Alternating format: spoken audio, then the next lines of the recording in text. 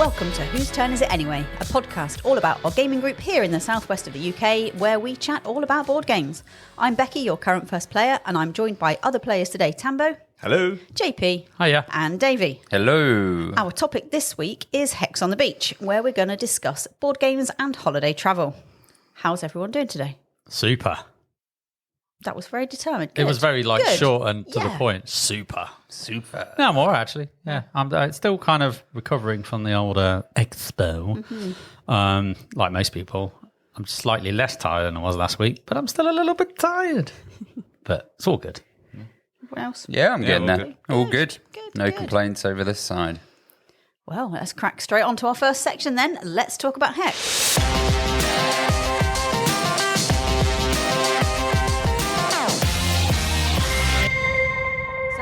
Been on everybody's table recently, all those new expo kind of purchases or whatever. JP, go on, take us You want away. me to start Yeah. the ball rolling, do you? Well, mine isn't an expo purchase. Mine was something that arrived pre-expo, and I haven't kind of had the chance to play it properly, and expo happened, and I had a chance to talk about it properly. But they were at expo, and they were demoing this game. So it kind of is like an expo Yeah, kind it's of an vibe. expo game. Why not? Yeah. So basically, I'm talking about Apex Legends by Glass Cannon Unplugged. So my pledge, legendary pledge, and it is legendary because it's Is it massive? it's fucking huge. Humongous box. It is so. My box is really long, but yeah, it's massive. I want to see someone about that. It's no, I don't. I'm really impressed by it. No, it's huge. This thing arrived, and it's oh my god, this is massive. And I had a bit of PTSD, I'm not going to lie, when I punched it out, because then I realised I've got to sort this out. And I did it. I got excited. Did you take everything out of the box? I took everything out, Oh, no. and it was like a Friday, and it was late, and I started to punch, and I thought, what am I doing? Because I'm not going to get this done. And you know when you kind of get halfway through, if that, and you have to just chuck it all back in the back. Yeah, I was like, oh, this is dirty and filthy. And it all went back in, and like, ugh. And yeah, basically I got through it, and it did take a good couple of hours of just solid sorting out, which I don't mind. No, that sounds good. But the worst thing is, you know that it's sitting in that box all messed up when it's there in the back of your mind going, oh. And I couldn't get to it for 2 days. And I was like, oh, this is just annoying. Painful. So I managed to sort it all out and get it all organised. So once it's organised, it's like, oh, it's good now. And then we had a good couple of games. So I had a training game with Rob, and we kind of played two-handed, 2 legends each. And then we had a proper stint at it the other week as well. So before I get into it, if people don't know what Apex Legends is, it's based off an IP, video game IP, battle royale shooter kind of game. A bit like Fortnite. People will probably crucify me if they're Apex don't Legends. say that. It's nothing like Fortnite, but if you're an outside thing, it's a shooty bang bang game where people like to kill each other, but you're in kind of squads of what, 2 or 3? 3. 3, but each character is kind of different. So each legend has their own abilities, and they kind of work very differently. So yeah, they're definitely a personality, shall we say? And you think, how are they going to translate this fast-paced shooter into a turn-based board game? And they've done it in such an incredible job, in my opinion. It is just really, really fun. So kind of how it works is, if you can imagine at the start of any kind of battle royale shooter where the map's massive, there's loads of you, it kind of fast forwards through all of that bit. And it takes you to the last moments of the death match, where there's a ring that closes down and shrinks the play area into a smaller area. And the board game kind of enters you in that moment where you're kind of entering the final stand. But before you do that, you kind of draft your legends, of which I can't remember how many I've got. Quite a few, and you can kind of go, oh, I want that one. And if you know the game, you've probably got your favourite. So Davey already knew most of the roster in there, because you probably played them all over time. Yeah, I've played them all. Yeah. It's like, where's this one? Where's that one? Oh, it's here. And I was like, no, we're playing the boring intro, and I had to kind of stop him from picking what he wanted, which he wasn't happy about, but tough. So you kind of draft your legends, and then you do a kind of loadout phase, and that's quite fun actually, the loadout phase, because you draw a load of weapons, draw a load of loot from loot bags, and then you and your partner, because it's a team game, you sit and go, right, how do we work this out between us? Like, I'll have that, you'll have that. That's really good for me. Now, if you have this, and you're kind of just puzzling it out between you. It's like a little mini game before the main game. So once you got set, and you're like, right, ready, cool. You then decide who's going to enter the map from what side of the main map. And you take it in turns, and you get bonuses for picking certain sides, and then let hell commence, basically, after that. So, and it's got a really nice verticality to the game because it comes with 3D buildings and 3D terrain. So it really has a table presence. This thing, you look at it and go, wow, like this thing is popping. The disadvantage of that is you have to stand up every now and then to actually have a look round corners. But you know, with those kind of games, you're probably on your feet a lot anyway, so it's all good. One person stands, then the whole table starts standing anyway. Like, right? whoa, let's have it. And it's all arranged on a grid system, so it's not like measuring tapes or anything like that. It's all on grids. And there's rules around you kind of moving around, how you move up buildings, how you can drop down, and all of that jazz. And you have the typical line of sight stuff. So once you get your head around the line of sight rules, they're not too bad. But I think when you're not used to that kind of game, there's definitely a bit of, right, how does this work? I'm on top of this building, and what's hidden and what's not hidden. But figure that out, it's golden, and then suddenly you're kind of in the game. The bit I really enjoy is, well, many bits I really enjoy, is the abilities on the legends. So they all come with a tactical and a Ultimate. Ultimate, thank you, Davey. An ultimate ability where you'll use them. So if you're Bangalore, as an example, she's got smoke screens that she'll just drop, and they come with really nice kind of cross section. I call them minis, but they're just cross section Train pieces, aren't they, kind of thing? Pieces that really just pop out on the board as one of her abilities. Another one is that Rolling Thunder. Rolling Thunder. So she can literally call in an airstrike. Nice. And literally bombard the crap out of the arena. And I've got the legendary edition, I've got all the dioramas of all the characters. It's completely unnecessary. You don't even need it. So if you're thinking, do I need them? You don't need them. Are they cool? Absolutely cool. I thought it was going to get used in the game. I was like, what's this diorama piece? This looks cool. Oh, no, it just sits to the side with all your pieces It holds on. your stuff. The dioramas look like an active scene in the game. So your legend sits in there. Its abilities and all sit in there. So if you look at it, it just looks like they're, being fired upon or whatever. And it is really cool. But they serve no function other than to look cool and hold the stuff. But I'm there for it. So really cool how they got different abilities. So every character feels different. And now, having played it a bit more, I'm like, I really want to just explore some of the others in there because they look crazy.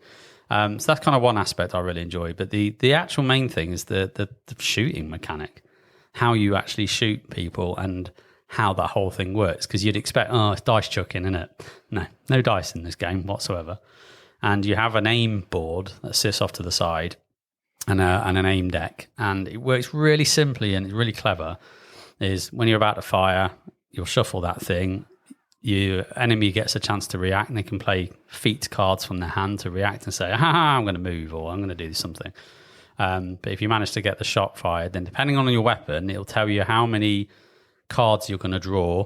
So it could be like you've got a pistol, so it's literally, not that many shots, or you've got an assault rifle where you're going to have a lot of cards in a row, or you've got a shotgun where you've got lots of cards but condensed into fewer columns. And you're flipping these cards over and they've all got numbers on there. And you're trying to hit basically over a target value that your weapon will say. So your weapon will say you need to hit over 50. And then different things to modify that depending on what's going on. And and you're just flipping them over and you go, hit. Oh, this one's got a headshot. Nice. If you hit with a headshot, bang, extra damage. But again, on that deck, you've got half targets, which means if you get 2 half targets, doesn't matter what the number is, that's a hit. And you've got things like, actually, if the opponent's in cover and you draw a certain card that says you miss if they're in cover, or sometimes you'll get a hit automatically if you're elevated, misses if you're firing upwards and things like that. And it just works really quickly. You do it and you go, damn, or yes, and reset and off you go. Because the value actually on the track, you have positive numbers and then negative numbers. That's right. And if your gun's more stable, that means you start the deck higher up. So you're adding numbers, so you're more likely to hit. But then if you start getting debuffs or you get more recoil in the gun, you actually go into the negative numbers, which means you're less likely to hit. So it's a really intriguing way they've done it. It kind of makes sense, though, like how that works with the weapon that you're using. You go, that makes sense.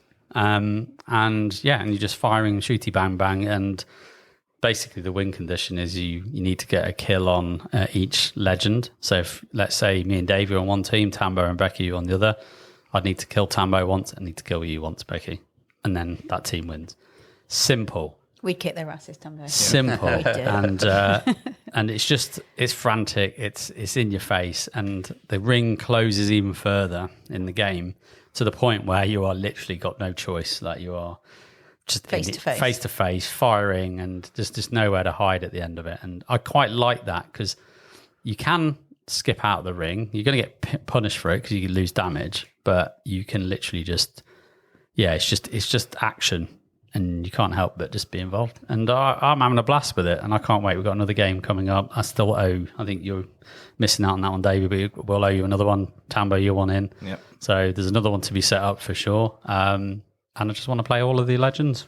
I like the idea that the sort of the zone of action minimises it. Like, that's really clever, isn't it? It kind of focuses your attention. Like, you can't just drag this out and try and limp along.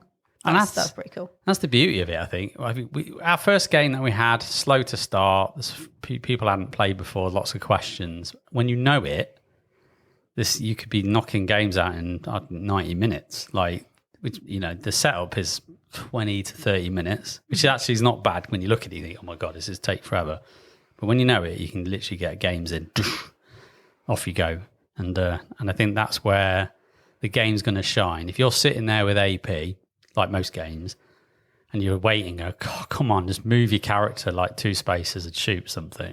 I think if you don't, just like the video game, right, you're thinking, but you're not sitting there going, I'm going to analyse, well, I could go up there and I could do it. You'd be dead, wouldn't you? Before you even think, you'd be dead. So you've got to do more reaction and stuff. And I think if you play it in that mantra where react more than overthink this, then the game's going to be really snappy and fluid. So, yeah, it's nice and fast-paced, isn't it? Yeah. So it does that really well, and it's action-packed. You've got 2 goals. You've got 1 goal, and that's to kill 2 people. Yeah. So from the off, you're just shooting each other. They've kind of condensed that skirmish game into an hour and a half game, which is really nice. But there's loads of different modes. There's capture the flag. There's boss mode. There's loads of different ways of playing it that I've never even touched or looked at yet. So. Some of those might be a bit longer, right? Probably. Yeah. Who knows? Oh, there's a fun fact about Battle Royales, though. Go on. All the concept came from an old Korean movie where... Battle Royale. Battle Royale, yeah. I've seen it. It's a really good So film, that's what PUBG was like, made that game, and that's what that enclosing ring was all based off of. Yeah. And then you did Apex Legends, Fortnite, all of them started cloning up and started to get a slice of the action. Yeah, now there's more Battle Royales than there are dogs. I don't know why dogs, but yeah, fine. Woof. I went through a phase of watching a load of Korean and Japanese movies with a friend many years ago. Uzumaki was a crazy one about spirals. How could you make a film about people going mad about spirals? But you can. Yes, you can. You can, and it's great. Yeah. So that triangles are scarier, I think. Well, you haven't seen Uzumaki, mate. If you see that, you won't look at a spiral the same. Spiral out of control. I think he ended up digging out his ear because he knew he had a spiral in it. Oh, it's all a bit. Yeah. Watch with caution, listeners. Yeah. Watch with caution. But that doesn't happen when playing Apex, so good. It's fine. But I'd recommend it. I think even if skirmish games aren't your jam, which they're not mine, but that sounds rapid enough that would keep my attention, I think. But just try it because it might surprise you. Like I'm surprised I own it because I played a prototype 2 years ago, and I'll be honest, I wasn't really that interested. I was helping Paul Grogan out. He said, "Would you mind come and playing this?" One? Yeah, sure, go for it. I'll play anything anyway. And I remember driving over there going, I'm not really that bothered about this. Yeah. And then sat down and played it. I just had a blast. This is amazing. That's such a nice sort of surprise when that happens, isn't it? When you've been sitting thinking, that's exactly how I felt about Lords of Waterdeep. As I know I've mentioned before, you think, this game's going to be rubbish. Yeah. Whoa. And then you just think, this is brilliant. And it exceeds expectations. Yeah, it's so nice, isn't it? Love it when that happens. So yeah, that's me. Cool. Tambo, tell us about your game. Okay, so I wasn't an expo game. I recently went over to my sisters and they bought a game called Decorum by Floodgate Games. Basically, it's a game of, they describe it as a game of passive-aggressive cohabitation. Oh. Okay, so you're literally a family trying to decorate a house. but you all have your own ideas on how this house is decorated. Okay, I think people are living that actual I think life. it's like a married couple. Yeah, it is, isn't it? It's a married couple. Yes. Should we do his eggshell white or should we do magnolia? Yes. So yeah, basically, as a family, you are there to decorate the house, but you all have your own objective cards with your 3 objectives, which say the bathroom's got to be red, and you got the choice of antique, modern, and there's 4 options you can have like on the board next to it. Oh, okay. Like style, like classic. Styles, yeah. And you've got to have like your bedroom a certain color, and you might have the bathroom has to have a yellow modern item. Okay. Yeah. Or something like that, and you've got to have it in, and then you all got to meet your requirements to fulfill it within. I think it's like 15 days or something. It works per day. It's really good fun. It's all about communication. You can't say much at all, so it's not about communication, but it is. But you're not allowed to talk directly. Very limited. You can only have to say. So if someone does an action, you do one action. You can either change the color of the room you want by chopping them out, or you can take an item off. But if you take an item off, you can put an item back on, but it's got to be the same item. So if you just want to take an item off and do a different item, you can't put that other item back on. And then you do that, and then you go around the table once you've done anything, and then they go, "So what do you think?" And you go, "I don't like that," because it doesn't help you. Oh, I see. Okay. And then, or you just say, "No, that's horrible. That's awful. That's just disgusting. I don't like it." And that makes just to make sure it's really bad. You're not going to make my objectives if you do that. Yeah. But no, it's good fun. There's loads of different scenarios. So I don't know how they figured it out because it all must work. So they have one scenarios, and if you put it all together, you think, how can they make this work? How can they have all different ones, and you can all meet your objectives? So is it a sort of co-op then? Are you trying to make sure that everyone... Yeah. Oh, okay, that's interesting. Yeah, you've got to do it as a collective to do it. So you've all got parts of the information. Correct. Yeah. And then you've got one big sheet, and you've got the 3 other little sheets with your objectives on them, and then every 5 days you get to have a family meeting. So 2 of you are allowed to pass on your one objectives that you were trying to give. So you can give that person it, and they can look at it, and they know what you're actually going for. Yeah, that helps in a way. But I was like that. I was a bit. I'm not really bothered about these sort of games, but it was good fun when we played it. You sold it to me, T. I think it sounds amazing. How many players is it? It's 4 players. 4 players. It's 4 players. Yeah. It was good. It was. I was actually quite good because I actually done all my objectives like pretty much within 3 turns, and I went, "I'm really happy." You say a phrase that I'm really happy with that, and it just goes. So I'm all good. But then my nephew, my mum, and not my mum, my sister they're all just fighting each other. Don't do that. Which is entertaining. I'm okay. Yeah, it's entertainment. Yeah, to watch. And then about another 10 days later, then they start moving my stuff. I'm like, no, I'm not happy with that. I've been happy with that half the time. And then it sounds like real life family kind of dynamics of being in a house, isn't it? Yes, yeah. And when you get to the last day, you've got one more chance to have a meeting, and then there's one more time. And if you don't do it by then, you fail, basically. But there's loads of different scenarios. Does the house get repossessed at the end or something? Does it burn down? Yeah, it must be. Just basically the family just split family up. drama. Yeah, blow it up. Blow it up. That sounds really good. How long did it take to play? Not long, about 40 minutes. Oh, nice. It depends, obviously, how well you do. You do it all quite quickly. They have different star levels of objectives, so you can have 2-star hardness and then real hard ones. Well, yeah, so yeah, it's good fun. Nice. I can't think of a game that I own that's like a co-op 4-player. I can't think of one. Spirit Island. Oh, don't. You've brought it up again. Don't. It's not really... PTSD with Spirit Island, don't you, love? It's not as nice as decorating your house, though, is it? Fending off invaders. I just can't with that game. I really want to be able to, but I just can't. No. I think that sounds like that would definitely fill a niche, wouldn't it? Yeah. Different. Yeah. Yeah, it's kind of like puzzle code breaking and but guys, there's a so decorating your house. So my nephew's doing the same thing with Tim, not to do all the time. Because I've got to do it. You can't do it because we can't do it. Like but I got to, Tim. And then he passes you going, "This is why," and I'm like, so it's good. It's good. Nice. I like the sound of that. Go on, Davey. What have you been playing?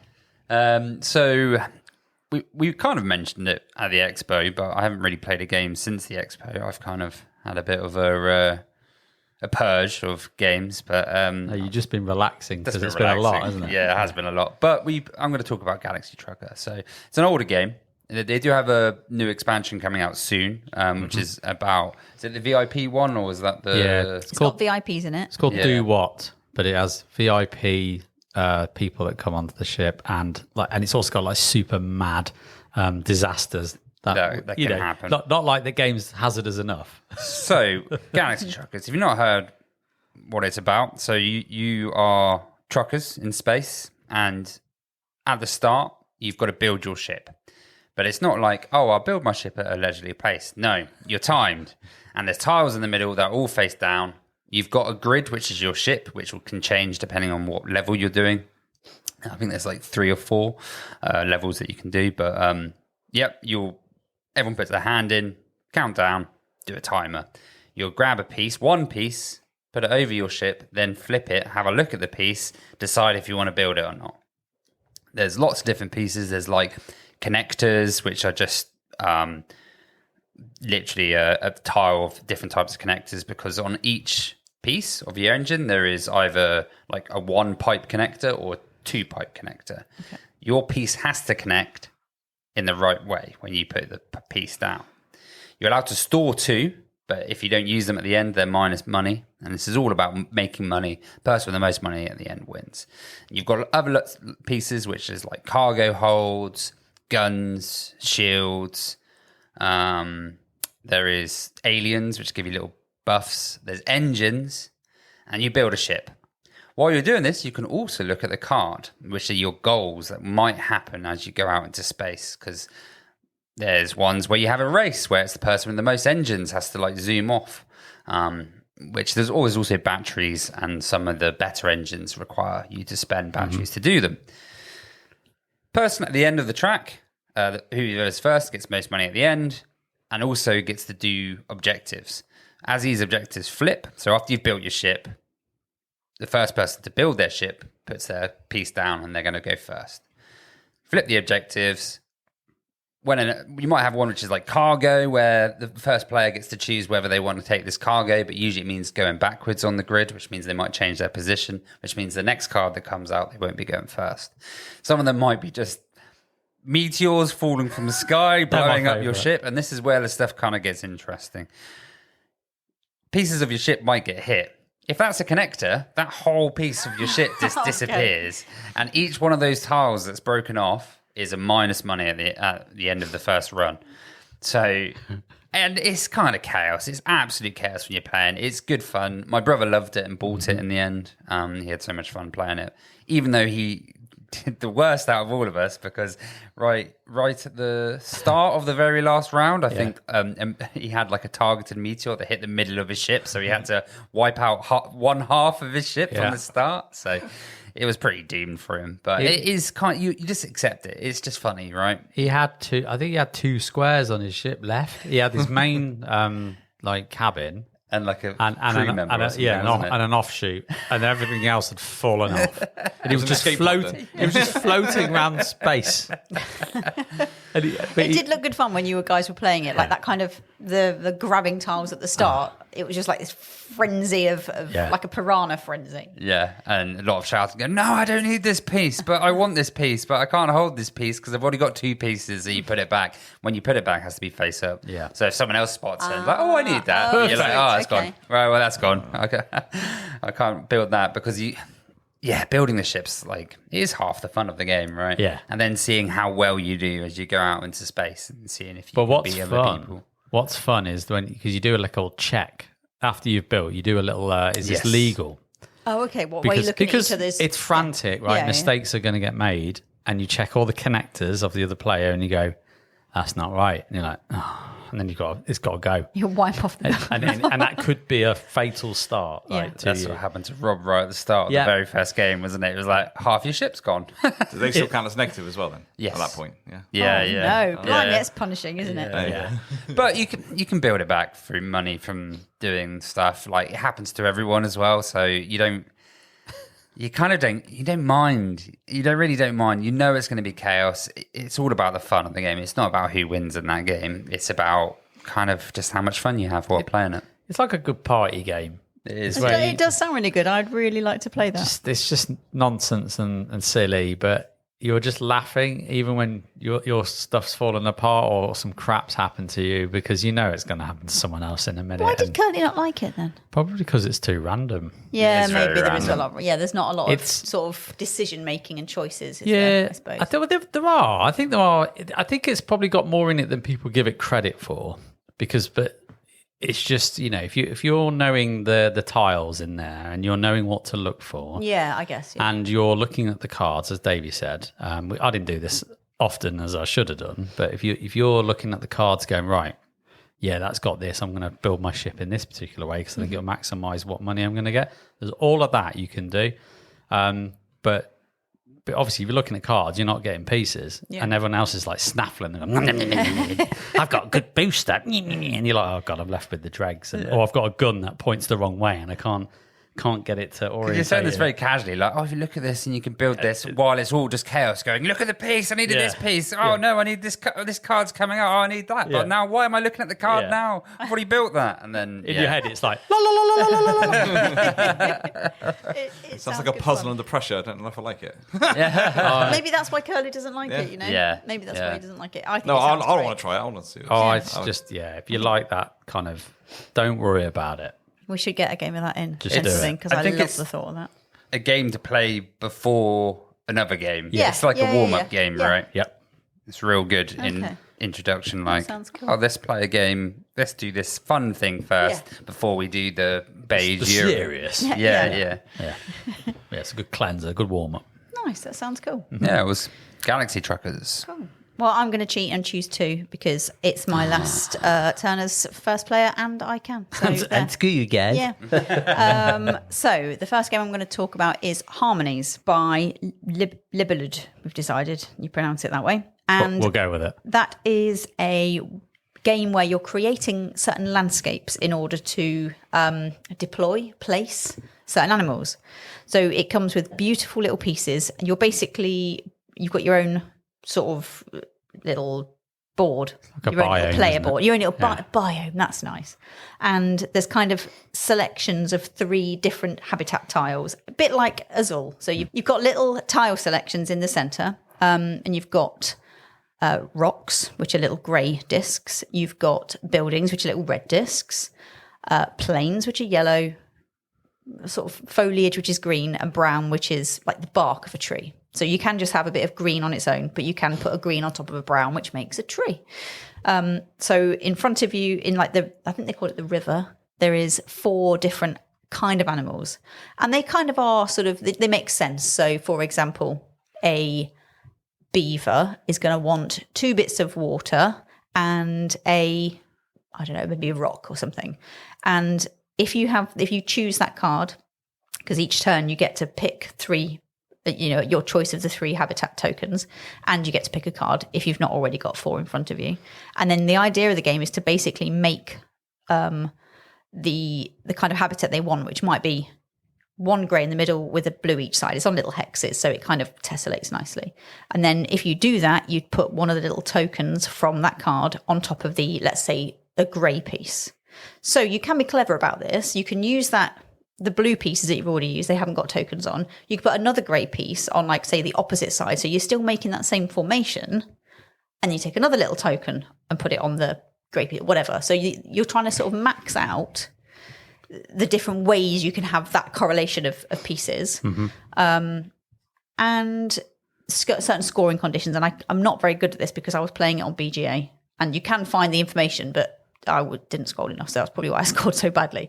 So I think you only score the animals that you've managed to get out into the habitat, but you also score certain points for, let's say, groups of stones that are together. So you don't score a stone on it. 1 little grey piece on its own scores nothing. But if you're in if you've got like a little formation of them, then they score, I think, 1, 3, 5, that sort of thing. Uh-huh. So you score points for having the animals, and you also score points for sort of generic pieces that you manage to get out.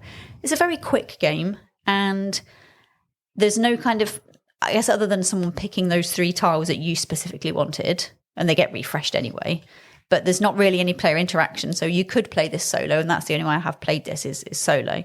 But it's just about kind of, do you get more points than the other person? Yeah. But it's really calm, nice little puzzle game, really, I think. So if you don't like puzzle games, this is not for you. But if you do like puzzle games, it's just another variation. It's instead of just sort of making, like Wild Serengeti, you're trying to get your animals in a certain line. This is maybe a little bit more, you've got to think a couple of steps ahead. Like, oh, actually, I don't want to put that animal out yet because that'll put a yellow token on that and I need to build that later, so I won't put... So you do have to think about it a little bit. And it's just really pleasant. The pieces are really nice. They reminded me of Kabuto sumo pieces. Yeah. They're quite chunky. Chunky discs. Yeah. Really, just really nice. So would recommend that. Yeah. I think any age group could play it, really. I think there are sort of more advanced cards that you can put in called something like Spirit Animals.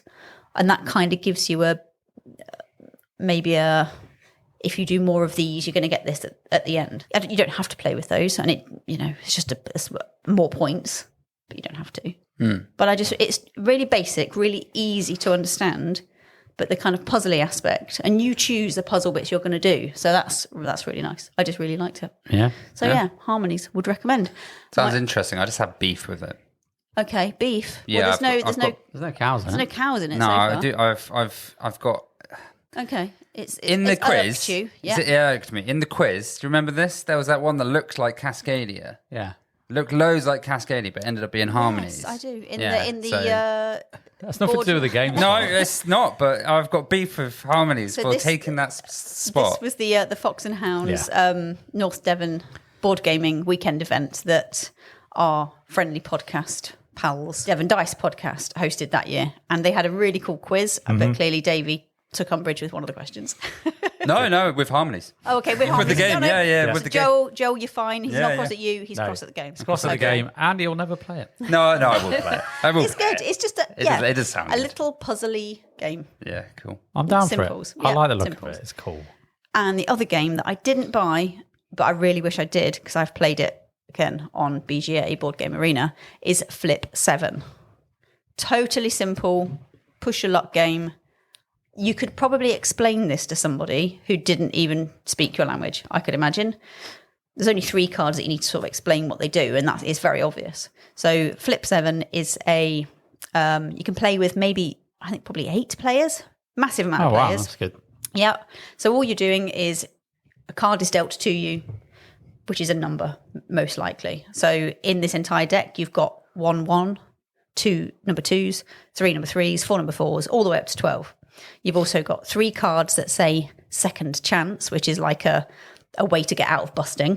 You've got 3 cards that say freeze, which means you can stop someone else scoring any more points and lock them down. Yep, lock them down. And you've got a flip 3, which you can use as like a weapon against someone if they've already got a few cards turned and they're like, I'm going to stick now. You go, no, you're not. I'm going to make you play 3. Oh, it forces it. Yep. Or nice. You can play it yourself if you haven't got many cards yet as a way of getting more cards. So the turns go around the table, you flip your card, and then you decide if you're going to basically stick or twist. So if you've been dealt a 1, you're definitely going to probably twist because you're only going to score 1 point. And the game ends when you score 200. But also 1's a really safe card because there's only 1 of those in the entire deck. So you know you're all right, really. Unless someone gave you a flip 3 and you randomly pulled 2 more of a different card. So you basically decide each time, do you stick or twist? The amount of goddamn times... Yes, damn. that you draw like a 5 and you think, that's, I'm fine with 5. And you draw another 5 immediately straight after and you're like, what are the odds of that? And the odds are pretty low, but God damn it happens to me a lot. And it's just a very, very simple. I guess it might be a bit of a pain keeping score, but that's why I play it on BGA because I don't need to do that. It does it for you. Yeah. But yeah, just one little tip, people. Do not accidentally play it as turn-based because then you're waiting every single day for one person to make a turn, which is awful. But yeah, real time. It takes about less than 10 minutes, I suppose, if people aren't messing around. Really quick. And it's punishing, but nice when you pull off I'm going to push my luck. Oh, yes, I've got it. I've got loads of points now. And equally then when someone else busts, you're like, gutted. Yeah. So when you go bust, you lose all your points, no points, right? yeah. No points. Nil point for you. Yeah. So it's a race, basically. It's the simplest game there could possibly be, I think. But they're the best, I think. It really is addictive. Yeah, I mean, it's probably a good one to end on because it really ties into your This is it. Well, this is what made me think of this game. Yeah. Because I wish I had bought it because it would be think I'll get it fantastic as well. for holidays. Yeah.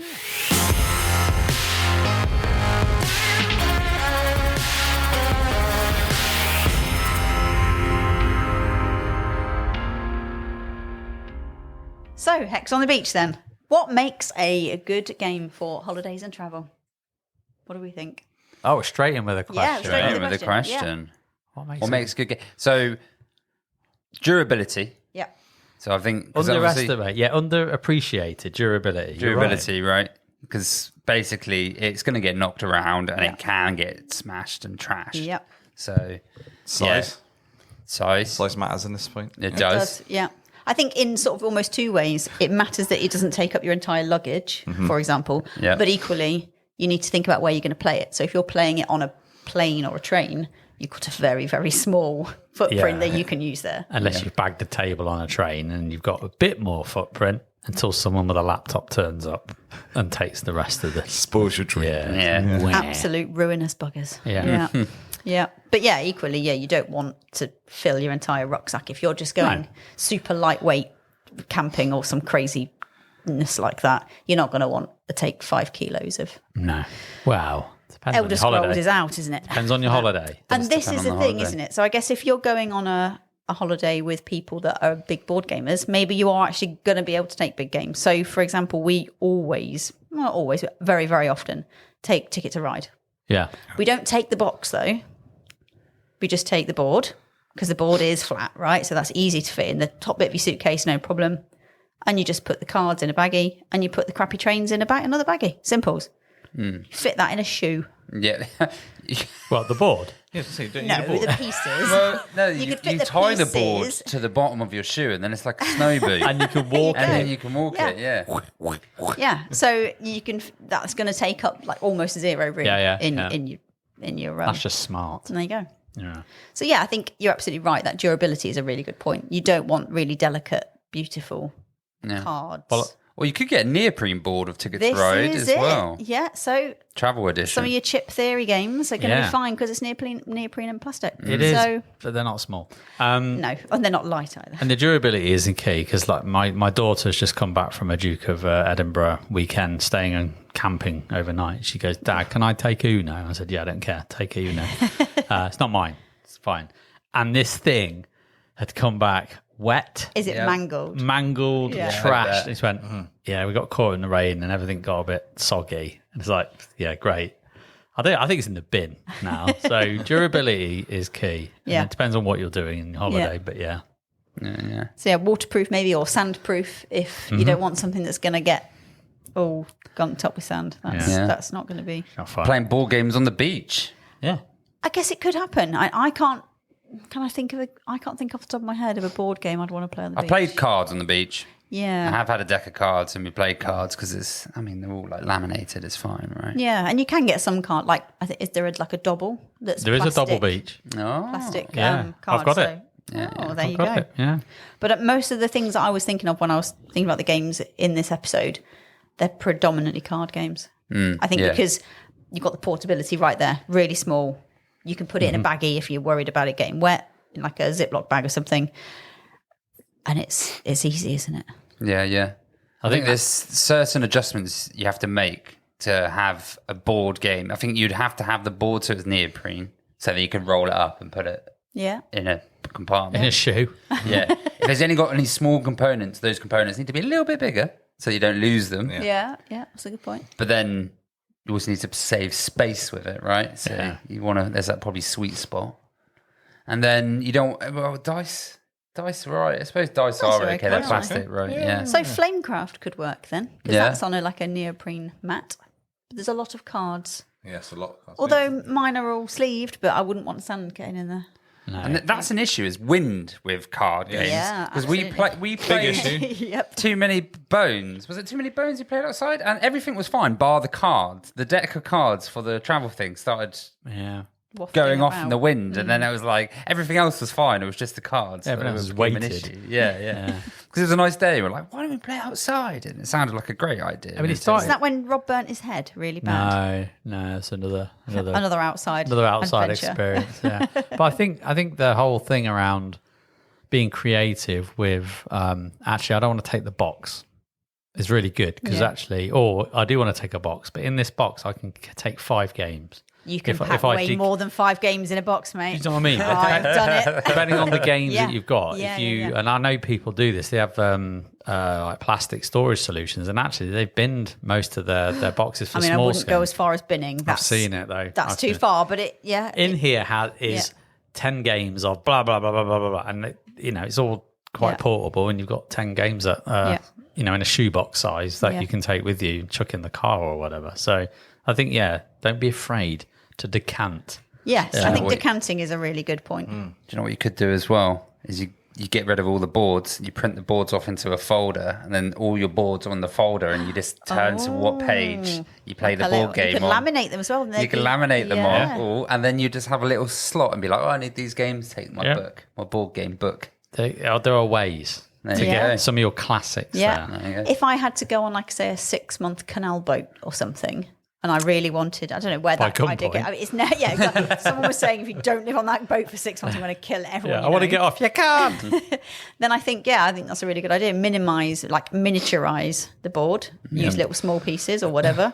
Because you won't have a big table on a canal boat. No, you won't. For sure. I've never been on a canal boat. I don't know why that came to my mind. You get a table. You're good for board games, but you just can't. It won't be a big table. Yeah. Probably 4.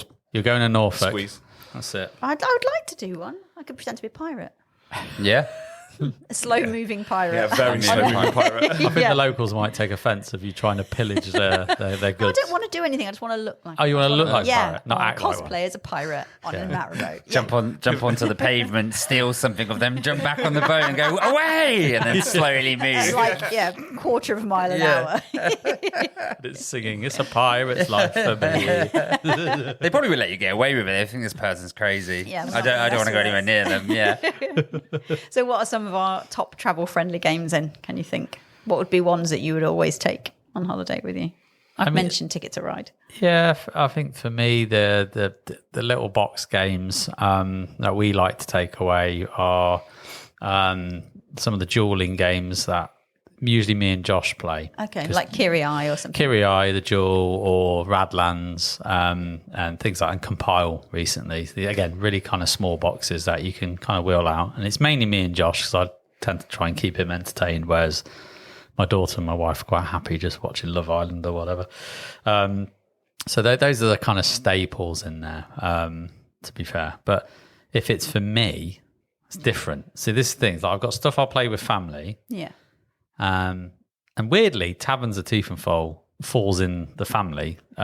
It's not a small box, especially with the expansion. Yeah, it's a lot of pieces. Really... It's a lot of pieces, but we've got a car, so it just goes in the car. I guess you've got a lot of game in not a massive, humongous card SKU, have you? It's kind of one thing. So that tends to be our weird family travel game as well. Get rid of the spare tyre, put the board game in. Fine, don't need it. Yeah, it'll be fine. But I mean, but then going to me, I always take Captain's Chair with me. Yeah. I do, because if I'm actually got an evening, I'm in a caravan or whatever, and the tables aren't super massive, it's big enough to get an array of cards and a tableau for yourself.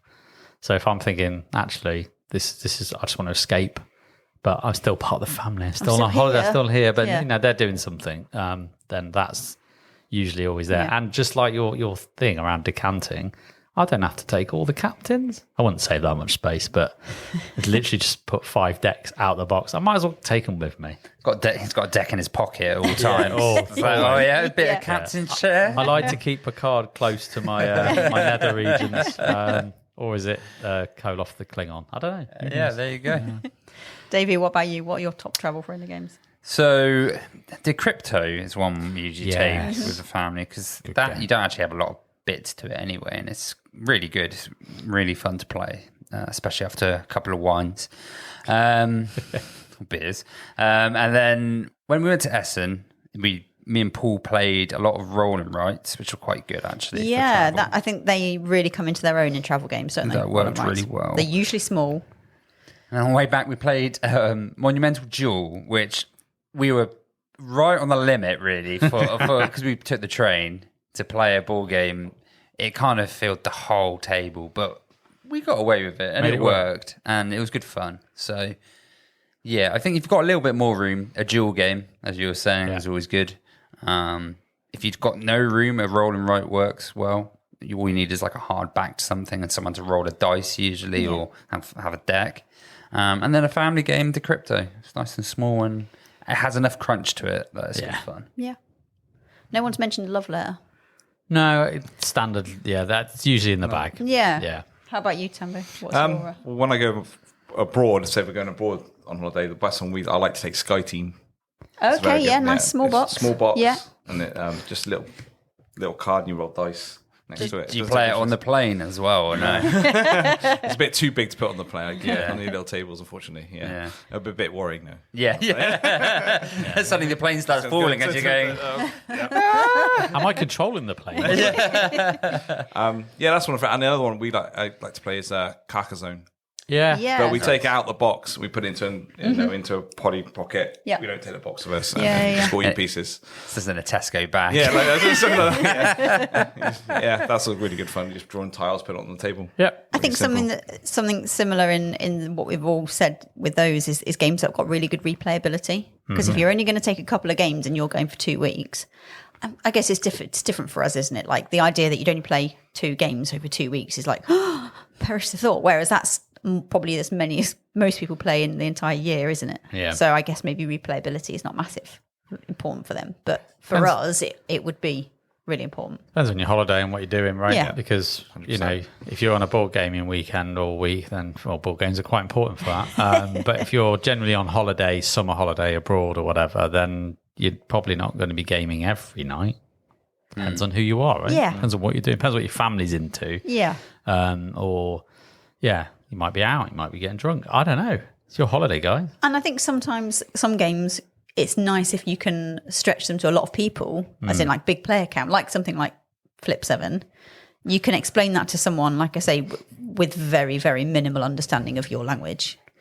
And everyone gets it really quickly. And you can play a massive, massive amount. So that might even make you friends. In fact, I didn't mention 2, which was when we were going around South America living in a van. We played Shut the Box a lot and Perudo. Yeah. Perudo was great with the locals and everyone else because it kind of, it's just loads of fun. Really good bluffing game. All you needed was some dice and some cups, had that in the van.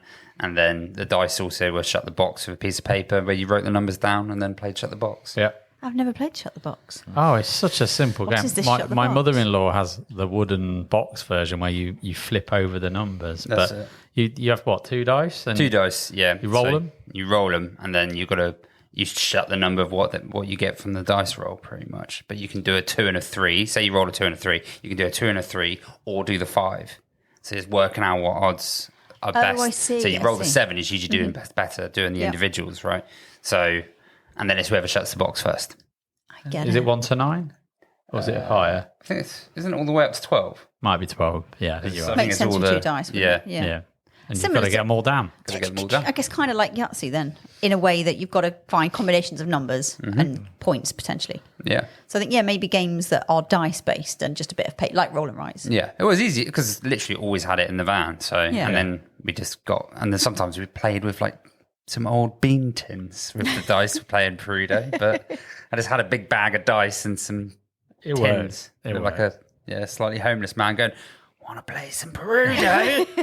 For food, I would love to. we did a Shut the Box tournament over Christmas, which is just basically we all had a go who get the highest score on a round, and then we had a knockout system. So whoever got the lowest score was knocked out. We went again until there was one left. And it was so dumb, but it was like everyone was really into it. The whole family was like, this is so exciting. We're playing Shut the Box for 2 hours. 2 hours. Game takes, Davey, 60 seconds to play? Yeah. It took 2 hours of playing Shut the Box. It's mad. Well, that's clearly got replayability in, hasn't it? It doesn't. But that day it did. But when you put a competitive element on it, it changes the game. I think anything that you can play sort of solo that's small, like your Roll and Rise, like your Molehill Meadows, like your Rustling Leaves, or sort of Railroad Ink, that kind of thing. Super skill pinball. Yeah, you can play them independent, like on your own, and maybe have your own high scores, but you can all play them together and just do like a tournament. I mean, and me and Curly had like an Uno tournament. Well, not a tournament, but like a scoreboard on the kitchen, like notice board, like a tally chart of who was winning. And of course, it's always him. But you could have that going over years if you wanted. Mm-hmm. So the footprint is really important. Yeah. So like we were saying, you could play maybe some games at an airport, but you couldn't play some of the other ones. So maybe like you said, if you had like a caravan holiday, you've got that size difference, haven't you? Yeah. What were yours, Becky? Have you said yours? Well, when me and Curly went to Italy, was it even then? Doesn't matter. When me and Curly went on holiday, we managed to fit, I think it was about 10 games into the box of Splendor. Because most of Splendor is an insert. You don't need that. That's just stupid. So we definitely fit Splendor in. We fit Century Spice Road. Yeah, good choice. You can fit, now we've got so many more small games. So I think mine would be something like maybe Avant-Garde. Yeah. Because it's got real replayability, because it's very, very clever sort of mechanics, but in very simple, and you don't need hardly any space at all. You can switch the patrons around as well if you get bored. This is it. I think I'd always take Scout because, again, you can keep playing that. That game is great. Really good sort of variable player counts, and it's really fast-paced. I think I'd take something like 10B. Because that's really sweet, really lovely game. And maybe if you were going on holiday to Wales, you might want to take Tenby. Exactly. I've been to Tenby this year. It was raining there, which is a bit disappointing. Well, not in the Wales, game. It's always raining. It is, yeah. Well, that place in Wales didn't have enough vowels in it, I didn't think. Really, 10B, has it? Just the one. That's the one. It's weird. But that's a really small footprint game. And it might get in it is quite seaside. It's a seaside town, isn't it? So that might kind of get you in the mood of a holiday game. Yeah. Or maybe if you're going somewhere like Orleans, you could take, or Carcassonne, you could take the game of the place you're going. Exactly. Good idea. Should we do a world tour of all of the places that we've got board games? I'm off to Tiefenthal. How many You're going to go into a tavern? I'm going to go into a tavern. Play some Bavarian music. I think maybe one of the other key elements is something that doesn't take too long to set up or, involve lots of very strategically placed things. It's got to be quite quick to pack up and put away, hasn't it? Yeah, that's important if you're out and about. Yeah. So if you're at the beach or you're at a pub in the evening or something there, you don't want to be setting up Voidfall.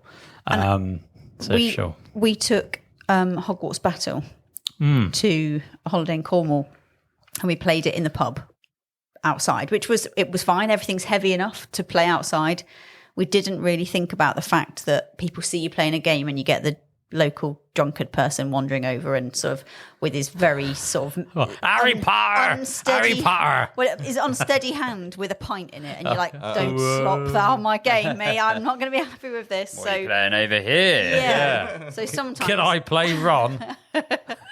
So sometimes it's not about how difficult you're going to find it, but how potentially problematic it could be. Yeah. If someone messes it up. That just reminds me of Essen when we played Ang's, was it Destiny or whatever? What was it? Ang's thing. Ang's Destiny. Ang's Destiny in a pub. In a pub, yeah. I've never felt so tired. Yeah. That was nothing to do with the game. It was in a very dimly lit Irish bar with candles. So it was everything was all squinty. Yeah. and like... You got to focus and concentrate. Yeah. I think I'm going to go to sleep. Squinting over the game, over your German beer. Yeah, the beers didn't help. What are we playing? Yeah, and also the amount of steps we did in that day, right? Yeah, so 70. It's a combination of all of those things. And I think that's a really important point, actually. What are you doing on your holiday? If you're going on like a super action-packed walking the fells holiday, don't take anything that's going to be too concentrated. You want somebody to chill out an evening with for an hour. So. Yeah. Yeah. Well, not unwind, don't you? Not be more tired. Yeah. What games would you take to the beach?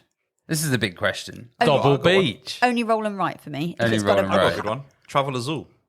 Travel Azul. Oh, yeah, that is a good idea. So they got the actual grid, so the cube, they don't move. Yeah. They don't slide. Travel Azul is just Azul now, as far as I'm concerned, because it is just a better produced Azul. Yeah, and it's smaller. Yeah. I still haven't bought it. I really want to. You still got the inserts for you on your tableau, so you just put them in, they don't move. Yeah. And they're tiles, they can't blow away, if they get sandy, they're protected. End up with a bag of sand for the tiles. That is right? the downfall, but just empty the bag. Travel Azul is probably the winner for actual perfect beach play. Yeah, how you get around the sand problem, which is exactly, I keep harking on about double beach, but their bag was a net. Oh, nice. Yeah, nice. You can't get sand in it because it just falls out. Yeah. So That's a really good idea. just get a netted bag, put pair your of tights. Azul pieces in, job done. And then with a pair of tights, you can put them over your head and rob a bank, and then there you fine. go. I also thought one more. 50 denier. One more game. You can play Mahjong. Yeah, on you the beach. could. You have to have a flat area. You have to get your sand nice and flat, but you can play Mahjong. Make a little table out of it. You could. Get it slightly wet so it gets packed down. Maybe we could play any ball game. We just have to get the sand slightly wet, compact a table out. We can make a have board some game chairs. table. Yeah, out there of you go, sand. out of sand. With That would removable work. pieces and LED strips. And yeah. Cup holders. Just make an Apex Legend board outside. Yeah. Like a sandcastle. Someone gets AP, you're like, quick, the tide's coming in. Have your turn. No, can't do that. We'll get sand in my dioramas. Not having it. So we've touched on it a little bit about how we are going to pack our games. So what kind of top tips? We've mentioned Ziploc bags, and I think that is a great one. Yeah. Especially if you're going to somewhere like Florida where you might get wet in a log flume ride, and you still want to keep your little game, or in fact take Ziploc bags wherever you go on there, to be honest, but perfect for games. Yeah, I mean, the great example I had with that was I went to a work trip to the US, and I just got into Netrunner, and I took it and was going with Ian, who used to be on the podcast. That's how he got into it. I kind of seeded him into the world of Netrunner, and I didn't want to take the big box, and actually all I needed was a deck for the runner and a deck for a corp or whatever. I just basically threw them in a Ziploc bag, some tokens, and chucked it in my rucksack. And it's like, there you go, job done. And it's just, again, it just gets rid of all the chaff that you don't kind of need. Or maybe you'll take a third of the game because you know that's going to be enough for what you need, as long as you remember to put it back in. That was always a fear. Like, I must remember to put this back in or not lose anything. Otherwise, my collection will be out of kilter. But yeah. I think the dice rolling thing, you can actually use tech to your advantage. You could get a dice rolling app. Yep. Or you could get like a travel version of something on an app like Codenames or, well, any kind of app. I was playing that Codenames app literally yesterday because I was watching a kids' football match, which was not that interesting. So I was playing So Codenames. you were playing Codenames while you were watching? Yeah. with my son who wasn't playing at the time, I want to add. Because I was normally watching him, and we were just playing Codenames. It was great. Nice. So little apps like that are pretty good, especially pass and play ones. And like Oink Games do, they've got an app with all of their games on, and we played a lot of what was it? Fake Artist Goes to New York. I imagine how that would have a really good app version. And you just basically for those that don't know, it's kind of like it's you get a picture, but one of the group doesn't know what the picture is, but you all get to draw an element of that picture. So when you don't know, like say elephant, so I go first and Becky will go, and Tambo doesn't know it's an elephant, so he just draws a random line, but usually the drawings are shit anyway, so no one quite knows who's the fake artist. And again, you're just passing the phone around, and that can work really well on trains, planes or whatever. We played a lot of that one year, which is good fun. I think digitalization of games is really helpful for this. So when me and Curly went on holiday last year, we just played so much Arc Nova because we did a lot of coach sort of tours, trips to places. Yeah. So the actual driving to the thing, there might have been a few nice things to look at, but mostly you were driving in a country to the coast maybe. So we just played Arc Nova after Arc Nova. And if you could just get enough, internet, absolutely fine. And there's millions of games on BGA, isn't there? Yeah. Do we think that maybe board gaming on holiday is kind of going to go out of fashion a bit with the rise of digital stuff? I don't think so. It's a social element is why we do a lot of it anyway, right? Yeah. So the digital side of that eliminates that in a lot of sense. Unless you're playing with each other, then that's fine. But you still want to play with your family or with your friends while you're going. So yeah, I don't think so. I don't think so either. Again, completely depends on style of holiday, but if you're going to like hiring a lodge out for the weekend, got tables, haven't they? And actually, it's quite nice to make an event of it, especially with people that don't normally board game. I find I play more board games with non-board gamers during holidays and weekends away than I would normally, like outside of that. I think non-board gamers make an excuse to play a game, don't they? They think, yes, you should play a game. Should it? I'm on holiday. Yeah, that's it. It's different. It's different. You're not watching TV. You're not watching foreign TV or anything. I know you still got your phone and your apps, but get everyone around the table. You're right. So maybe picking kind of gateway games is quite important with that. Yeah. Especially as the person known in your group as the gamer person, you're going to be looked at to kind of curate the event, aren't you? What are you bringing, JP? It's like, oh God, I'll bring this. Apex Legends. Apex Legends, yeah. We're doing it. I've got to get my money's worth. Let's do this. So have we got any other packing tips? So you're saying Ziploc bags? I think Ziploc bags is usually my go-to, or like you say, decant into bigger games into smaller boxes so that you can pack more. But if you're playing card games, the Magic the Gathering Commander deck boxes work really nicely. 100% deck boxes. And plus they've got like a real nice matte feel on I think they're the Eclipse boxes. Yeah. They feel really nice. And that sounds weird to say, but they've got like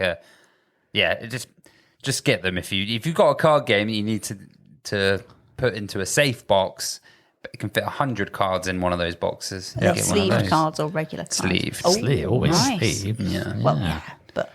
Yeah. Nice. There's some nice ones at the expo, actually, I saw. There were like some real fancy cases where they had the card on the outside as well that was protected. So, because Commander, you have like one special commander who's the special card where it was on the outside, so you could see what the rest of the cards were. What deck was. Yeah. Nice. So that could work with other card games as well. Definitely. With Captain's Chair, you could see which. You could put the captain at the front. Make it show. Yeah, there you go.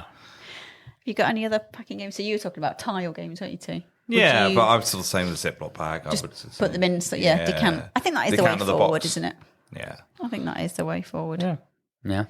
So we've mentioned the games that we're really into. If you only had room for one game in your holiday rucksack, and it's got to fit in a rucksack along with you. This can't be a rucksack of just too many bones. You can't just have your a reasonable game that you could go on holiday with, because Too Many Bones is not that. No. Don't care what you do to that game. You can't take it on holiday. No. Go on, JP, what's yours? If you could only had room for one game to take, what are you going to take? It is tough. Oh. I mean, the solo selfish git says, of course it's Captain's Chair. Yeah. Of course it is, but I tend to, on holiday, want to involve everyone. So it'll likely be, a game that's going to bring everyone together. So it probably is. It is going to be like Love Letter or something like that, because everyone knows it. Everyone knows the rules of it. I can wheel it out. No one goes when I do it, and it's just a staple in our family. It's a staple game that we can just play, and when it starts to overstay its welcome, we'll just put it away, and it takes 2 seconds. Yeah. So there's not a lot of tear down and no. But then I'll be like, I want my Captain's Chair now, because they're all going to watch telly, and bored of Love Letter, and I'm sat on my own. But yeah, I'd probably say something like that. Davey, if there's only one room for one in your bag, well, I'm going to post myself Primal: The Awakening. That's called a loophole, sir. I like this. And then send it back. Yeah. No, so I think the Resistance, right? Well, I was in Avalon, or Resistance Avalon. The Resistance Avalon. Is that what it's called? No. Sorry. Coup. Yes. Coup. Not right. Coup. Coup. No, it's good fun. Not. Real good fun. Include a lot of players. Loads of replayability. It's got that deduction side, which everyone always usually enjoys. For my family anyway. So yeah, I think Coup. Cool. I know I didn't even mention it before, but there you go. But if you could only take one, that's the one you take. Yeah, wild card, baby. Well, I nearly went Saboteur. In my head, I was like, oh yeah, what about Saboteur? Okay, that's an honourable mention. Yeah, Go on, let's have an honourable mention then, Dave. If you one that you almost picked. One that I almost picked was going to be Avant-Garde. I really enjoy Avant-Garde. Yeah, I think that's a good honourable mention. That's an honourable mention, even though we've spoke about it before, but it is really good. It's shithead with more. Yeah, it is. Yeah. T, what's your one only game? One only game? Can I take a couple of games? No, you can have an honourable mention. Can get into one captain's chair box? No, just one game. It'll have to be one of my tiny epics, I think, and it'll probably have to be. I'm going to go Dinosaurs. It's always my favourite. Yeah, you do like that. You do. It was like that was going to be Blast Off. That'd be my one mentionable one, I think. Oh, okay. Yeah, they both are really good. I was really surprised by Dinosaurs. How much weight is in that? Yeah, there's a lot of game in that very small, box in there. Yeah, have to rectify this tier. You just dinosaurs keep escaping because you haven't built the bloody fences, and it's literally like a down version of Dinogenics. Literally, it's better, I think, because the dinosaurs have powers and they're actually individual, aren't they? No, if you get the DNA ones, so the ones, the special ones, they have their own abilities. Yes, yeah. I'm really, really in a quandary now. I was gonna say I'm gonna break it all and just have a deck of cards. Well, standard work though. Standard 52 card. Yeah. You know what? How many games are in that? Well, this is what I'm thinking. This is what I'm thinking. It's tried and tested, and also there are still new versions of games coming out with just a deck of cards as well. Or even you can stretch it and get 2 deck of cards, and then steady now, steady on. Unlimited. I could take this works. I could take my Too Many Bones 52 card deck. That's with Riffle. There you go. Because they're proper PVC cards. Oh, okay. And good for outdoors as well. Durability. You ain't bending those bad boys. Well, you could, and I'd frown if you did. You'd be very sad. But they're very durable, and but the only difference is instead of hearts and spades and clubs and whatever, it's like blood symbols and eyes and bones. Oh, that's all right, cool. But it works. Yeah, does the job. And we used to play Werewolf with a deck of cards. Oh, really? Oh, okay. Yeah. So you just allocate the power to the card, and then you'd give them out to everyone. Yeah. Makes sense. That works. And then if you haven't got a face card, depending on what face card you had, what power you had, so we used to play that with a load of Dutch people. Yeah. You do works. There's been dungeon crawly games with normal decks of cards that you can. Yeah, there's all sorts of really innovative stuff out there. So you're right. That's probably a solid choice. It is a solid choice. My honourable mention would probably have to be Uno, though. Yeah. Just because it's just a classic, isn't it? It is a classic. Transcends language as well. Yeah. I can't knock Uno. People will say, "Oh, Uno," but it's cool. Everyone knows it. It's a good game. And how satisfying is it to have played a times 4, and someone thinks they're Billy Big Balls and puts another +4 on top, and you're like, I had another one. That is just the pinnacle of. But you're playing the dick. That's not actual rules. Not real rules. Yeah, well. You played the electronic, the one with the thing in the middle, and you got to tap it. No, that's really. Does it spit cards at you? No, it's got deck cards in the middle, and then you got to beat the card to the left or right with the and you got to do it in a certain amount of time. If you don't press the button in time, then you got to draw 3 more cards. Oh, that's quite cool. That adds another layer of jeopardy into it, does. Yeah. And then you've got the bop it thing on the side where you have to twist it. That's what reminds you of bop it. Bop it, punch it, twist it. Yeah, it's like that thing Simon, isn't it? Like memory. Oh, yeah. Pressing the colours in the right sequence. But you've got to go to the area where the light shows up, so it can't be. It might be that one. It might be the one over there. So you've got to keep an eye on it. Okay, and you've got to quickly make a decision. Yeah. I just thought one kind of travel we didn't talk about is sitting in a car. Yeah. So I guess your verbal games like Strong Point. I Spy. I Spy is a classic for a reason, isn't it? Because you don't need anything to play it. Yeah. What's the colour of the next car? Guess the colour. Was that just me? I used to always love, was it Animal, Mineral, or what was it? Vegetable. Vegetable. Yeah, which is always weird because vegetable. I think it's not vegetable anymore, is it? Because vegetable, is it organic? It's organic, I think. Yeah, maybe. I think that's the new thing. I played the 80s version. Yeah, but. That was a classic, wasn't it? I used to love playing that when I was younger. But then it got to a certain age and no one wanted to play it anymore. Yeah. 20 questions, that's what it's called, isn't it? You could probably play just one in the car, not the driver, though. You could. I mean, you could. I guess you could play it with the driver gets an advantage where they get to say their word at the end. Yeah. Oh, yeah. I suppose. Yeah.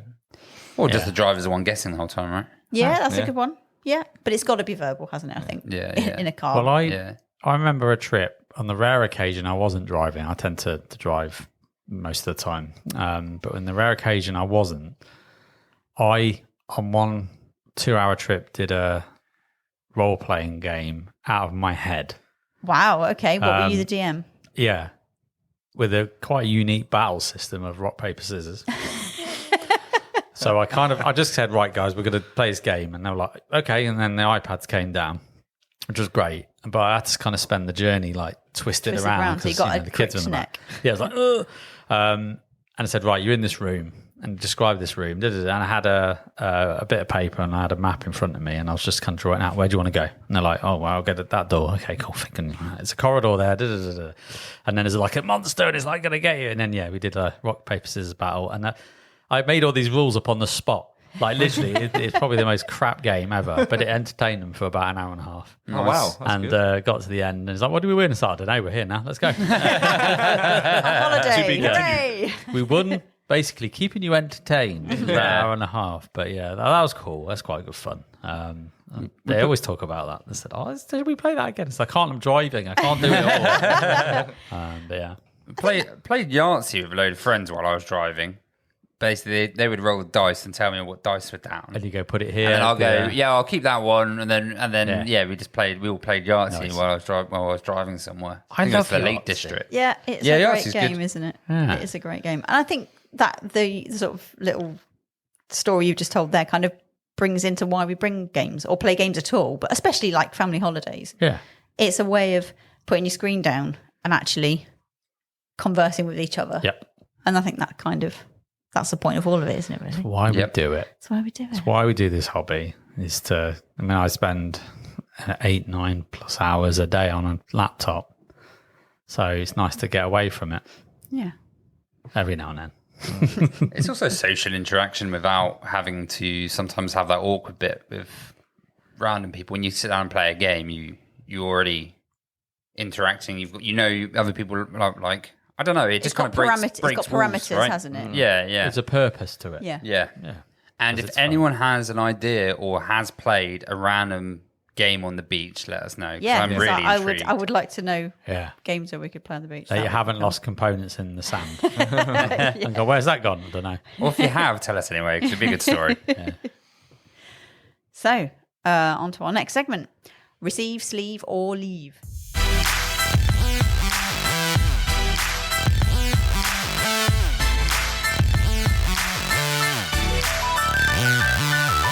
So sleeve is going to be a bit difficult here, but the one you're keeping, really. As in you're protecting with your life. It forever, yeah. Scout, avant-garde, or Uno. Oh, that's easy. Is it? Go on, T. Go on then, T. Tell us. Scout's the one I want to keep. So Scout's a really good game. So you're sleeving that. Sleeving Scout. that one. Yeah, okay. Uno is the... Oh, actually. No, avant-garde can go. I don't get on with it, so... Oh, okay. Fair enough. So you're leaving avant-garde. Yeah. You're receiving Uno and sleeving. Sleeving. Okay. Yeah. I'm going to sleeve avant-garde. I'm going to receive Scout, and I'm going to leave Uno because I've played it so much now. It's got its trophies, it's got its medals, but it can retire. It's done its work. Yeah, it's worked hard for you. Yeah, Fair exactly. enough. Same. JP, what would you do? Exactly the same. So you're sleeving avant-garde, receiving Scout, and leaving Uno. I really like Scout, and I actually haven't played Scout for a while now, so I'm kind of due a little Scout game. But avant-garde to me just got a bit more going on, and the variability's there for sure. So yeah, definitely sleeve that. Plus the box. The box is that is a freaking work awesome. of art, isn't it? How it all folds and it's like origami, but it's just brilliant. Let's play the game. I'm going to roll the box out, and it's set up. Yeah. Let's play. Yeah, I feel like I'm hated on this table. Well, I'm a little bit different. I'm going to sleeve Scout because I just love that game so much. I can't play it too much. I just love it. I'm going to receive avant-garde because the box on its own is enough to just marvel at. It's a great present. Yeah. So I guess I'm leaving Uno, which makes me really sad. It is sad. But It doesn't feel good to leave it. But I guess with avant-garde, you could play Uno, sort of, maybe. No. A little bit. You could make a crap version. If you wrote all of the cards, then yeah. Or you could put like a not like a highlight, but a highlighter on the back. So actually, on the backs of the cards are Uno. We've highlighted white marker. You've drawn Uno on the back of avant-garde. Uno on the back of avant-garde. Right, I'll do that then it might work. Or you can have sleeves with it on. Or sleeves. Does it fit in the box of sleeves? The game? Probably not. Oh, no. That's a so actually, we can't sleeve avant-garde then because it won't fit in the box properly. No. Oh dear. What's that then? But we're sleeving it. We're sleeving it anyway because it's a special. Yeah. Okay.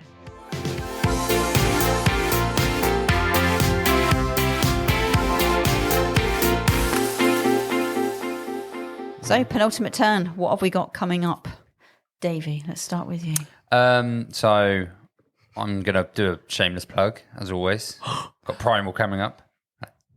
You've always got it coming up. I've always got it coming up with Paul. So if you haven't checked that out, go check that out. But other than that, we've got Old King's Crown coming up, which I'm really looking forward to. I really want to see how it's changed from the prototype that we got given by Pablo from Eerie Idle Games. Yeah. But they've given us a full edition, so going to get that to the table.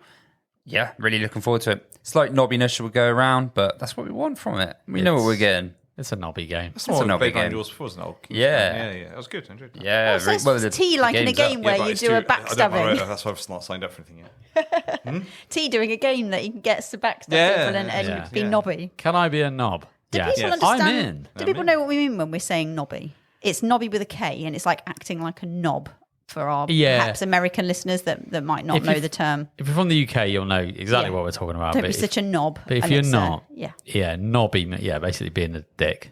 Yeah. Basically. It's the same word, isn't it? It's the same. That's what it means. Yeah. A knob. Yeah. Knob. JP, what have you got coming up? You know what? Weirdly, last night, I decided to download an Xbox game, which is really weird for me because I don't tend to bother. What is it? It's Expedition 33. Nice. And, good game. It's an RPG game, a lot like Final Fantasy. And I'm really enjoying it. I'm glad you're enjoying it. I'm really enjoying it. Thought you would. It's like old school Final Fantasy. Oh, yeah. It's like, so I've now gone like 3 hours in and I'm like, I want to play it all the time. And so that's quite nice to have that from an Xbox game because, as many of the listeners know, I kind of renounced it a little bit, but I just fancied it last night. Is that on Game Pass? Yes. It's on Game Pass. So that, but yeah, generally board gaming, you're right, Old King's Crown is definitely up there, but just everything. But talking of travel games, Rob and myself have got a work trip to the US soon, 2 weeks. So what are you going to take? And now I'm thinking, what am I going to take? So I think Captain's chair. Yeah, I was going to say Captain's chair is definitely coming. It's definitely coming. But I'm going to take what I talked about on the Expo, Neon Rain, that I picked up from Chip Theory. I'm going to take that and put that through its paces because Rob really enjoyed that little arcade fighty battler game. So I'm going to take that as well. So yeah, I'm looking forward to the gaming aspect of that trip. I'm looking forward to the trip generally, but it is work. Yeah. So, it's nice to go away. So much fun you can have, right? But we are away for 10 days. It's a long time to be away. Yeah. But that's plenty of time to play some games, right? You're going to take more than 2 games then, aren't you? Yeah, and I'm going to try and make it to a board game cafe in Memphis. So that's where we're going, Memphis. Okay, that's So if any listeners are in Memphis or nearby, which is quite a long shot, then let us know because we probably would have put this episode out before we've gone or after we've gone, so it's probably pointless. But anyway, shout out and tell us where he should have gone. Yeah. Just try not to get deported. I'll try. Yeah. You've got to get in the country first. So your passport in date. It's in date. Jolly good. Yeah. Just checking. Yeah, I know. I have previous. It's a valid question, too. Yeah. I can't knock it. But yeah, that's me. T, what have you got coming up? I don't think much. I'm actually for Saturday. We've got Battlestar Galactica coming up.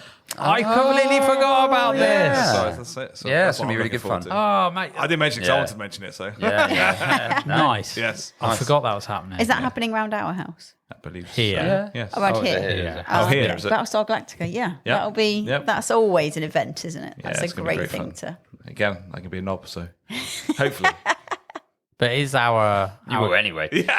it's our kind of game as tribute to Chris. Yeah. Yes. So we wanted to get, basically we all chipped in for his copy of Battlestar Galactica. And we thought, well, we got to make this an annual event. Yeah. So we are a bit late because we meant to do it 2-3 months ago. But so it's going to be really nice just to sit back and play BSG. Yeah. With hopefully the right rules. I was going to play a bit wrong. Yeah. Just for old I time's think we sake. should mix in some extra Cylons I just think in we Chris's should. honour. Yeah, we should mess something up, bless Yeah. him. But so I am looking forward to that for that reason as well. So Nice. Yeah. Now, Where are you, Bex? I haven't actually put it in the calendar yet because I've got a good excuse for this one because I haven't received the sleeves for it yet. So my copy of Earth Abundance came. So I'm really excited about that. And I thought, oh, I know what I'll do now. I'll add it in the box. And then thought, no, you won't, because your original box has got sleeved cards. And I didn't have any extra sleeves. Oh, no. So then I had to go through the whole rigmarole of, oh, crap, what brand sleeves did I buy? Yeah. Now, I don't think these are premiums. So I've taken a punt. That's punt. And I've bought some. And I'm hoping it's them. I'm hoping it's Sleeve Kings regular. Did you get extra of those just in case? You'd have thought I would, wouldn't you? yeah. Then you can just leave them all. Yeah. But when I went in the drawer of board game accessories that we have in our house, there was tarot-sized ones. There was the regular 63.5 by 9, whatever the size is. And there were the tiny little ones. And there were the ones with Flamecraft, the big, massive ones. There were absolutely no Chimera size, which is the size this needs. So that was annoying. So I can't put it in yet, but I did order them from Games Law. And this is, we're not sponsored by Games Law, but we'd love to be. So, if Games Law, if you're listening. Or other retailers. Or other retailers, yeah, absolutely. But I ordered my sleeves. So hopefully when they arrive, what would be the worst would be if when they arrive I realise they don't match the sleeves I already have. Yeah. Then I'm going to have to buy an entire amount of sleeves of those to ones. cover all of Earth and the extra. I mean, you have to re-sleeve the game as well, which yes. is the... Don't lie, you're going to love it. Yeah. You know, I like sleeving. What I don't want to do is spend the money on the sleeves, but I did sleeve all of Curly's captain's chair the other day and loved it. I did see this picture. Yeah. You went, oh, I've just sleeved this. And it's like, Curly's like, thank you. I didn't have to do that. It's like you're his little sleeving queen. I love sleeving cards. Yeah, it's fun. You get a little system, you put your piles in the same place. Yeah, it's lovely. I hate it. Really? Yeah, I hate Why? it. I don't know. I've done it so much with Magic decks and everything else. I just hate it now. That's fair enough. Too much of it. I get a little. Like when I've been doing it for like an hour, like a little bit, my fingers just the skin starts to shred off because I must keep catching it on the sleeve. Yeah, it's like you can tell. Oh, my finger's a bit sore. It's like bits of skin have come off after hours. It hurts. But the insert in that game is very unappealing. Yeah, it's shit. It doesn't fit sleeved cards. No. Sad times. No, it's not designed for sleeved. So yeah, I found the same thing out when I did mine. I was like, well, into the bin that goes. A lot of games don't though, and I found it really annoying because you feel, well, I'm going to sleeve my game that I want to play a lot. Leave a little bit extra room. I've got an answer for that. Folded space inserts. Yeah, there we're not sponsored by them. But, we should be. But Milo, I'm happy to We bloody should be. The amount you keep plugging them. Love folded space. I love them because they're brilliant. Yeah, they are good. They are very good. So they always leave enough room. Yes, for extra protection. Yeah, they do. Sounds like a Durex commercial. Just as trustworthy and just as necessary. 99.99% safe. Bumped for your pleasure. And that about wraps up our episode and also my run of episodes. So I'm going to pass the first player baton over to JP. I'm going to metaphorically and physically hand him over an invisible baton. I've received the baton. He has received it. Nice. The baton is now mine. Which just leaves us to say a huge, massive thank you to all of you listeners. If you could like and subscribe, and more importantly, try and, with word of mouth, tell anyone you know who you might think might like this episode. We also have a Ko-fi account, Kofi, if you want to throw us a few. I think Adrian called them clammy pennies. Yeah, I think it's because one episode he mentioned the clammy pennies in his pocket. I don't know where he's going with it, but it's fine. But if you want to throw us some clammy pennies, we will gratefully receive them. But what we really want is your ears. So we want to just still carry on doing this for you and for you to listen. So you can interact with us on any of the socials. We're pretty much on all of them, I think. Pretty much. And that just about wraps it up. And saying, whose turn is it?